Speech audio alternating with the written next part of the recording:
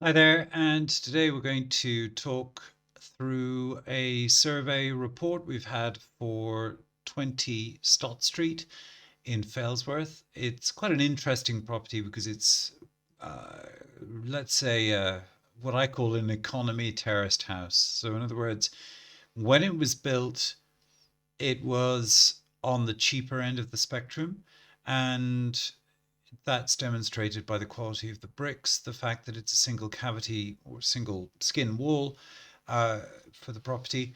But overall, it seems to have had some attention, but we're going to go into it all in detail and then kind of, as it were, come up with a general conclusion. Sorry, general conclusion at the end.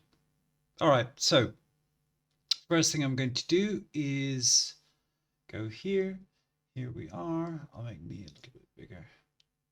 There you go. I'm bigger now. Okay, and we'll just look at the floor plan first. So it's a relatively small property, 2 beds. So it's a decent size for a 2 bed, but it's 52 square meters. So it's definitely on the smaller end of the spectrum. It is single skin, as in it's not cavity built. And we know this because there are various tie bricks here. So there's a little row of bricks, which, if I do that, see if that works. Yeah, you can see here, little row of bricks, uh, single bricks, and they run kind of not lengthwise but diagonally, and they hold the two skins of brick together. Generally, it's better to have cavity, but if the property has been renovated properly, then there are ways of getting around the problem of being single skin, and we can talk about that because it's flagged up in the survey. And here we have a reasonably nice looking interior. The thing about all estate agency pictures, not all, but most, is they try to flatter the property, i.e., they try to make it look really good. And one of the issues is that it's low resolution, so it's difficult to see issues. And they typically tend to um, photograph away. They tend to orientate the camera away from the problem spots, as it were. But anyway, um, rear looks okay. Bricks look okay. They're relatively porous, I would say, which is potentially an issue. It's not a big issue, but it's just a thing to be aware of.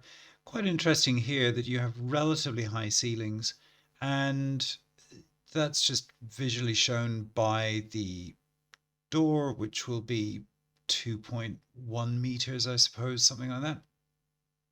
And then you have the wall, you have the window up there. Okay, now, all right, back and let's have a look. So we've got a little bit of a damp issue here, and we have plaster and lath here. Now we know this because the kind of undulating strips, and this is also flagged up in the survey, which I will talk about. Now, moving along, some decorating to be done, nothing major. Some dampness down here, or, well, actually, it's not damp, so it's okay. Carpets are looking a bit tired. The outhouse is a bit of a wreck, but it's not catastrophically bad. Gutters look okay.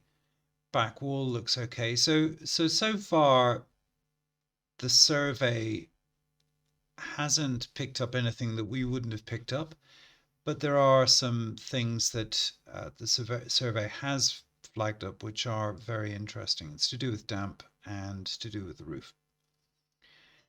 And there we are here. Now, one of the, okay, we're just going to skim through this. One of the things the viewer didn't pick up on was the issue with the roof, but there was an issue with a bit of damp in one of the corners in one of the rooms, which the viewer guide, there we go, there's our damp problem.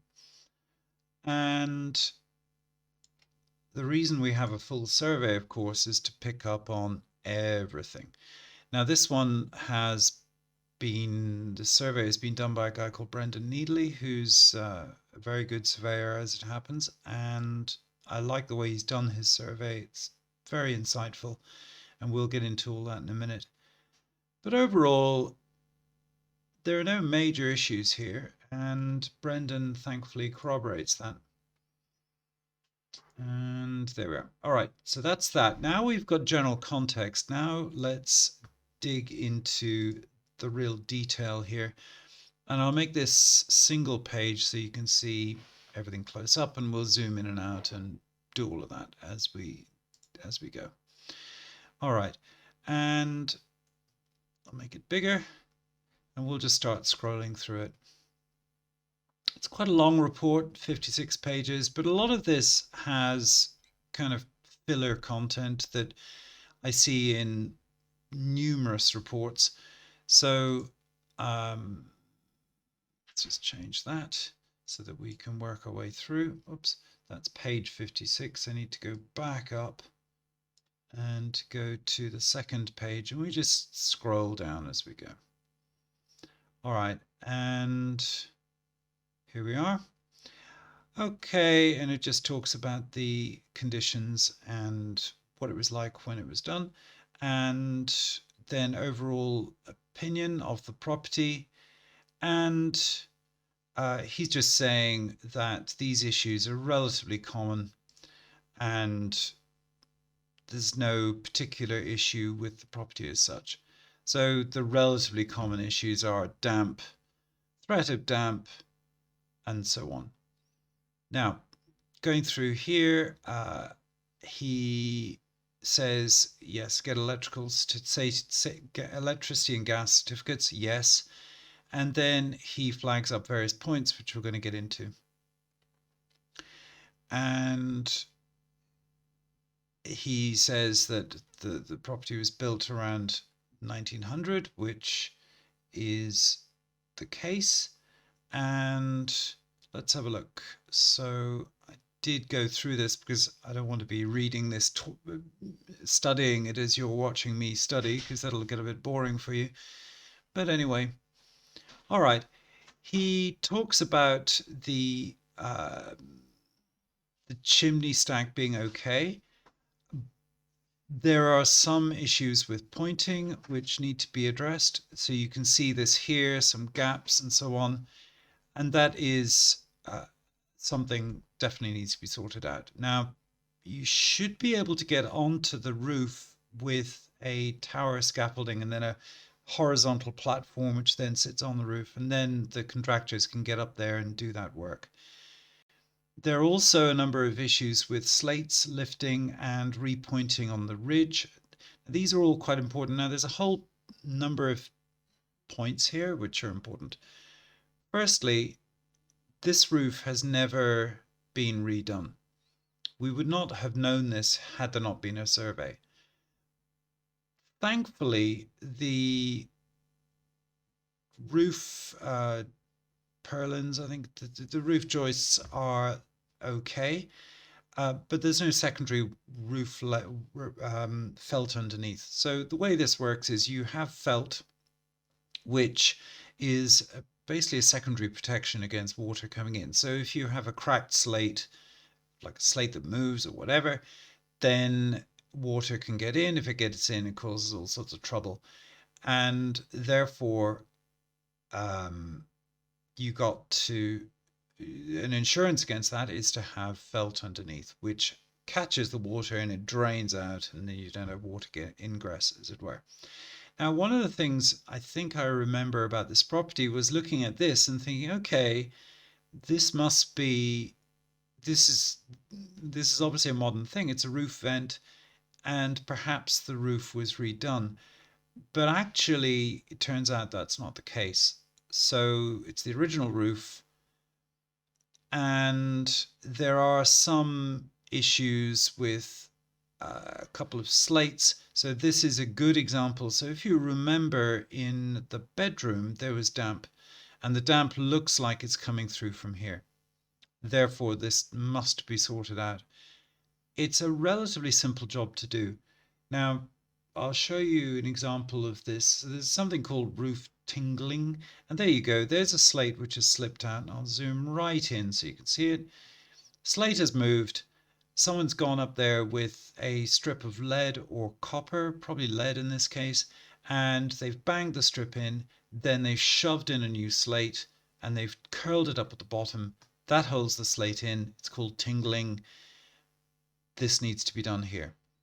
But overall, these slates look okay. And looking at the adjoining properties in the video, I seem to remember they were the same roofing slates on this property as in the others. So I can't really zoom in, but they all look pretty consistent. And what I've noticed is that with houses that have like one roof replaced, another one not, etc., then there's often a serious threat of bad slates. But these slates seem to be solid overall, so that's okay.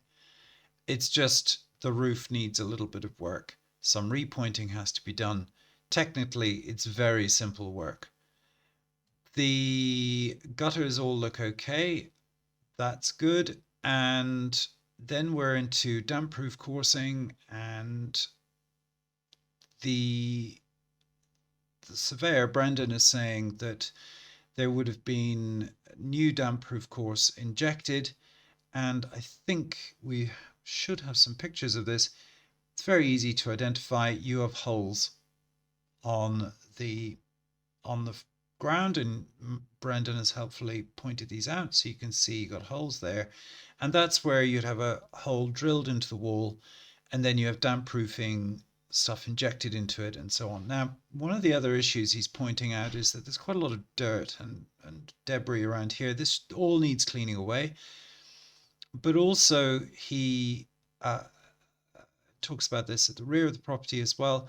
But the main point about this is that when you have this kind of stuff, you essentially have water drawing up into the brick, and you can see it here, and that can cause damp problems. So all of this needs to be cleared. It's a very simple job. You get a brush, you get a hose or a jet wash, whatever, and you clear it. And you clear all the dirt away from the tar macadam as well. Okay, and more repointing needed. Yes, so the good thing is that repointing is simple. And if you're doing this, you do the roof, the whole lot. So it's a piece of work to be sorted out. And he's saying there's some unevenness with the brickwork. It's not surprising, but thankfully he's saying it's all okay and it's been around a long time and it's not progressive, therefore it's structurally sound. That's incredibly important, because if it's not structurally sound, well, then we have a problem. And then it's like, goodbye. We're not going to buy this property. Or I hope you don't, should I say. Because structurally unsound properties are kind of fatal. Now, here, he's talking about vegetation and ground levels being too high.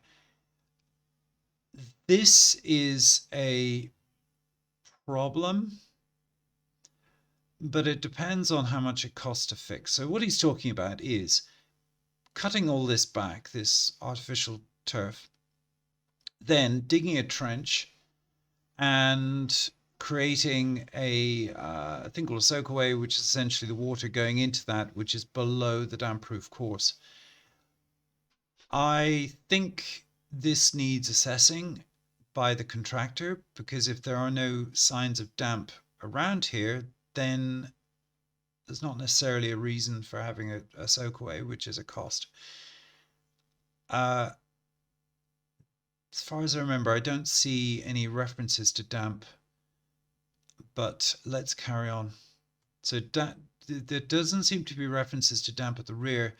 I think at very least what you would do is cut away this and dig away so that you've got a little bit more depth around here, so the water can't soak up into these bricks. But again, I think this needs to be assessed. All right, and moving on, double glazing all looks okay, no significant defects, that's good. And conservatory and porch, we've got a few issues here. This flash band is basically just stick on and relatively inadequate. The issue with putting in LED flashing is that you have to cut a groove here, but then if you're cutting a groove here, you're cutting into this, which is basically structural because it's the door, the, the, the what do you call it? Not a lintel, but it's basically a doorway. And these bricks are designed to hold weight. You start cutting into those, that's a problem. So I think it's debatable as to whether you actually do anything about that or not. I'm erring towards not doing anything about it, but I would pull out this old render and repoint. The reason I wouldn't do anything about this is because it's not going to affect the house interior. It's not going to create damp or anything. It's not affecting the structure as it is. It's kind of holding. Therefore, I'd be inclined to leave it. Just because it's too risky with messing around with structural stuff. But, you know, I stand to be corrected on that, obviously. Now, the roof structure, this is important, and no signs of distortion defects. That's good. And he's saying it could do with some extra insulation. It's been kind of thrown down. This should be placed down properly. It's like 2 hours with a laborer just to organize it, tidy it up, make it good. And then we have the mixture of plasterboard and plaster and lath. I assume the way they've done this is the plasterboard is wherever it's flat, plaster and lath wherever you have curved ceilings. And then he talks about Airtex. And good. All right, this is very important. So he says there's some high readings, which is a problem. And he's saying that the front wall has been dry lined. And what that means is you've got the original wall, and then you've got plasterboard stud walls. So in other words, wooden battens or metal battens, and then plasterboard on top of that, possibly insulated, I don't know. And that separates the wall, which is a good solution to a bad problem, which is that it's a single skin wall, and that solves that issue. So again, he's talking about risk of rising damp, and we see that with the dirt on the front of the house, and we've got the issue at the back. So something does need to be done. I just don't know how much work needs to be done. So I'll go back to this. The damp proof here. So the point is that there needs to be something dug here, kind of basically a trough, so that the water can't get into the building above the damp proof course. And again, this is all stuff that the contractor would need to have a good look at and draw their conclusions from as well. But anyway, getting back into the damp. Okay. So he's just saying that damp can get in, and it does, and it has a little bit. And there's a bit of damp on the chimney breast in the rear bedroom. Okay. And overall, what he's saying is do an assessment. Question is there damp in the chimney breast in the rear bedroom because of what I call falling damp? In other words, if we look at the property once again, and we're just rotating, stop. Okay, so we do have an issue where there's no cap on the chimney. And if you don't have a cap in the chimney, the water comes down. If there's torrential rain, water comes down and it's going to settle somewhere. In this case, it settled at the base of the fireplace, and therefore you get some damp. It can't be rising damp, because if it was, the whole house would show it, and therefore it's damp from the chimney. So the answer is put a cap on the chimney and then you're good. And then repair the issue with the damp. All right, and then we have some basic painting, decorating issues, and he makes a good point that maybe the air vents should be installed, and I think he's right. Obviously, he's right. So that just means you put little air blocks in, an air block in, and then it just allows the air to travel through and keeps it dry. So if you don't have a cap on the chimney, the water comes in, there's no air vent. Where's the water going to go? Well, it goes straight into the brick and it causes condensate or causes damp. And then we have a redundant fireplace. Okay. And damp issues here. We've also talked about this where, so you put a damp vent in here, but also we've got another issue, which is the damp on the roof, which we talked about. And then the gas hob has an extractor fan, but it's not connected to anything. So that needs to be added in, or you remove the extractor fan. But basically, let's just have a look at the floor plan again.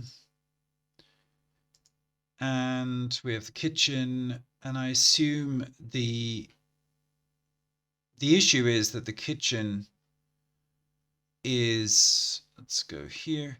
The issue is it's terraced house, right? So the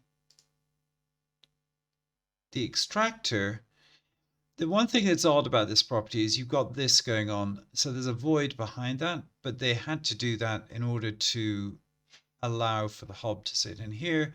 And there's no vent out the back.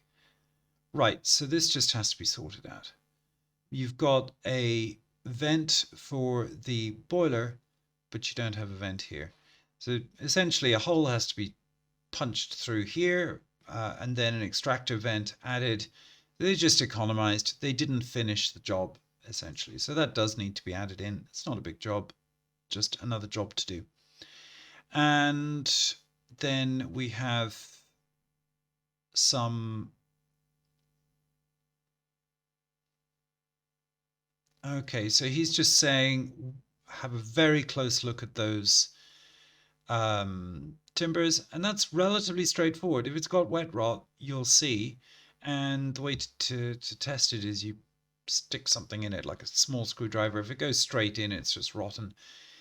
But it's a risk. It just needs to be assessed. And odds are, if some of the skirting may be rotten, but it may be pre-damp proof coursing. I don't know. It needs to be looked at.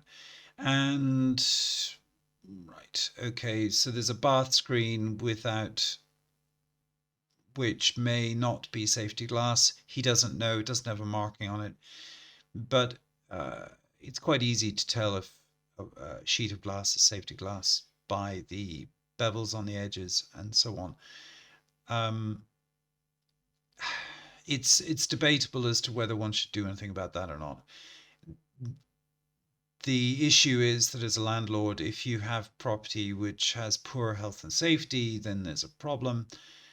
I'm not sure what to think about that. Anyway, okay, the fuse board needs updating. Yes, it certainly does. And I'm sure we would have picked that up if we'd seen it on the original assessment.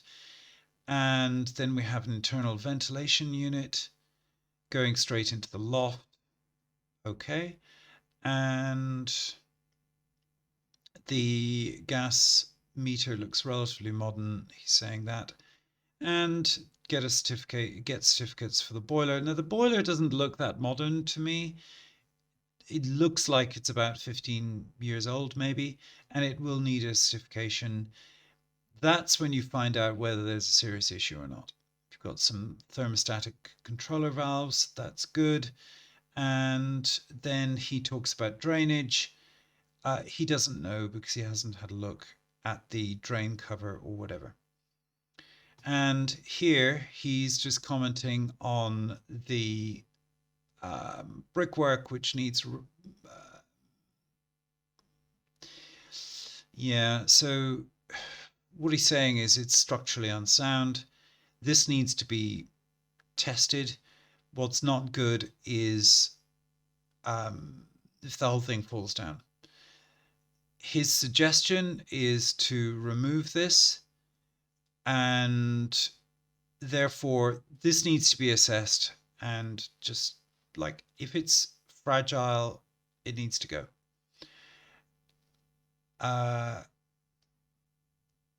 The issue as well is that if you're renting out a property and the thing collapses on the tenant, well, it's dangerous and it should never have been allowed to stand.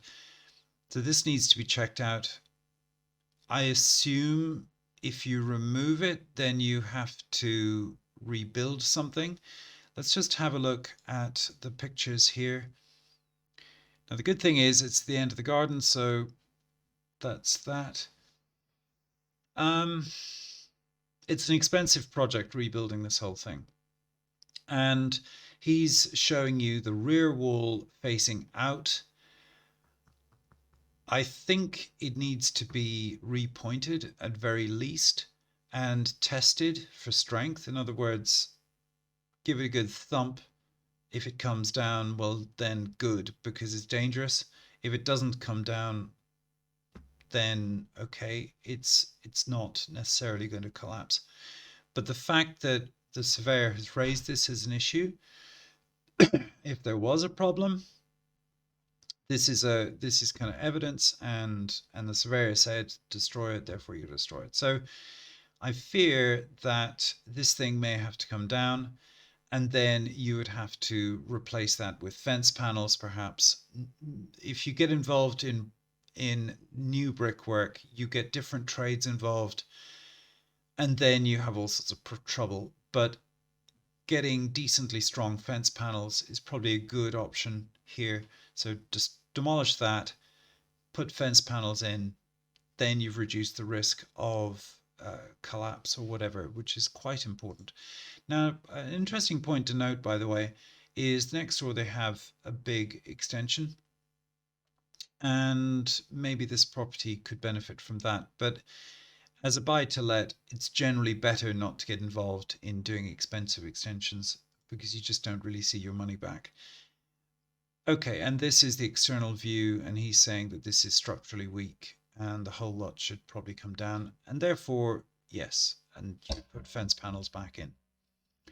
All right, and moving on from here, it's not much more to say. It's just general verbiage, and it's worth reading, but it's kind of the standard copy paste that you see in all of these surveys. So, okay, more general content, and there we are. All right, I'm gonna just wrap up. I think overall the property checks out okay. There are no serious issues with structure, which is very important. The roof is a disappointment. I honestly thought that the roof had been redone at some point, but obviously not. But they have put in roof vents in, which means somebody went up there, had a good look around, did some work on the roof, and added the roof vent in. It's not worth re-roofing the roof, but it is definitely important to get up there, fix any loose slates, check for cracked slates and so on, and just make sure everything's solid so you don't have to think about it for another 10 years or 5 years at least. Repoint the chimney, put a chimney cap on so rain doesn't come through. The interior is all okay. You've got some damp. That's because of the missing slate at the back. That has to be sorted out. It needs general painting and decorating.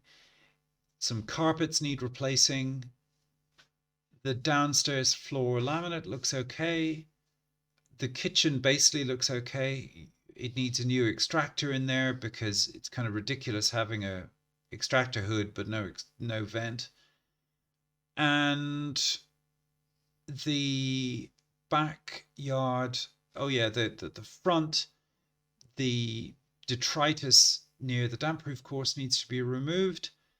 And at the rear, you've got this issue with the with the artificial grass maybe being too high. That needs to be cut and then dug out so that water doesn't get above the damp proof course. Then you've got the external shed that has to go, and then fencing panels replaced. And then we have this kind of ambient issue with the skirting. So some of the skirting board probably needs replacing, and it just needs testing for damp. If it really is sodden behind, like very damp behind the skirting, then we know we've got a problem, as in more damp proofing has to be done. If it's historic and the damp proofing is eased off, or the damp is eased off, then it's fine. So a lot of this comes down to the contractor getting onto the place, going through this video, going through the survey, kind of working out what they need to pay close attention to.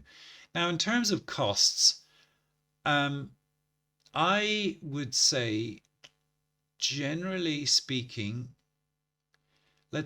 it's difficult to predict. So I'm just saying that, but it doesn't need that much interior decoration. And generally speaking, interior decorating a property of this size, I'm going to use some very round numbers here, but it just kind of gives you a general ballpark of where you're at on renovation costs. General painting, decorating, some carpets, 3,000 to 4,000 pounds. It's not a very big house, so therefore there's not so much work to do. There's some Artex and other surfaces. You may or may not want to take those out. That's a discretionary one. I think we need to talk to the contractor about this and get more video footage. The backyard, digging out the area around the damp proof course at the back, it's like £400, £500. I'm using very rough numbers here, by the way. So we're up to 3.5. That I'm going to call it £4,000 so far. Getting onto the roof, fixing all that stuff up there, plus the pointing, I would say £2,000 thereabouts. It's a pretty quick job to do. It's just the hassle is getting up onto the roof with the scaffolding and doing all your stuff. The next is the back shed. So we're up to say £6,000 maybe. I'm also factoring in VAT when I think about all this, so call it 6,000.